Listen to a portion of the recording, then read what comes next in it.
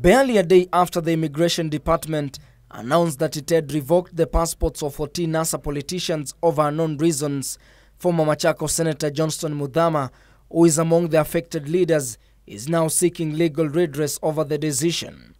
In his application before the High Court, the former senator wants the court to issue orders restraining the Immigration Department from revoking his passport.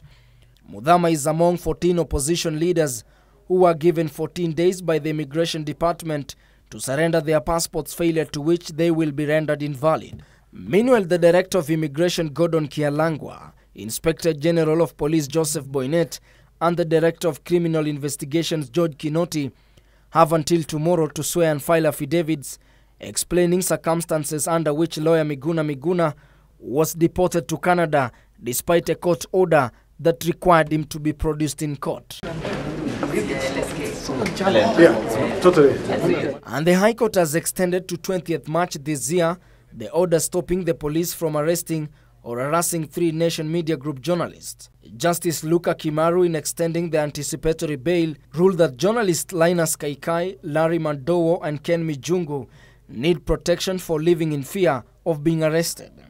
The prosecution had objected the extension of anticipatory bail granted to the 3 journalists and instead applied for restraining order to be lifted. It argued that the police are not planning to arrest any journalist for questioning.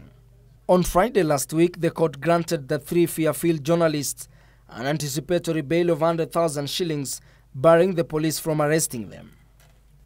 And finally, former Migori County Assembly Speaker Boaz Okoth can now breathe a sigh of relief after the High Court in Migori dismissed a petition filed challenging his eligibility to contest for the Speaker's position.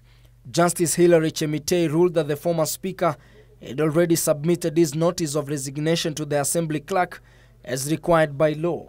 Charles Alao, an employee of Migori County Assembly, had filed a petition calling for the resignation of Okoth as an MCA before vying for the Speaker's position.